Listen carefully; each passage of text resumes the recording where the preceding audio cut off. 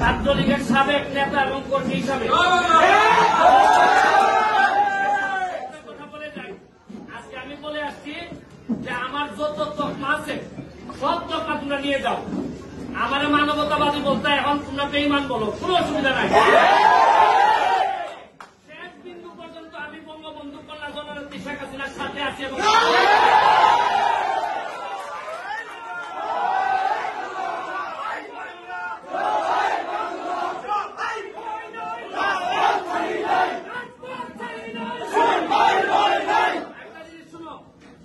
নতুন জেনারেশন 2001 পরে আমি রিপন নতুন ভাইদের সাথে বাবু ভাইদের সাথে লিয়াকত ভাইদের সাথে রাজনীতি করার সুযোগ পাইছিলাম। বিরোধী দল আমরা জানি যে কি খারাপ অবস্থায় আমরা রাজনীতি করে এই জায়গা পর্যন্ত আসছি। তোমরা আমাদের উত্তরাধিকার, রক্তের একটা তাসির আছে। আদর্শের সৈনিকরা যদি একবার চালাই যায় একবার তাদেরকে কেউ আর দাবাই রাখতে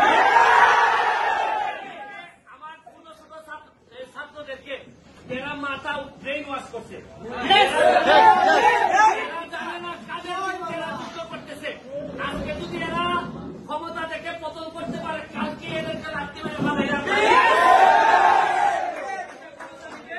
জামাত শিবির ক্ষমতা নিবে। এরা জানেই না এরা কিসের জন্য যুদ্ধ করতেছে, এরা জানেই না। যতটুকু পারো ছোট ভাই যারা আছে বুঝাবা, তবে এদের সাথে যারা জামাত বিএনপি ছাত্র শিবির যারা আছে তাদেরকে প্রতিহত করার জন্য বাংলাদেশ ছাত্রলীগ একটা বড় ভূমিকা রাখবে।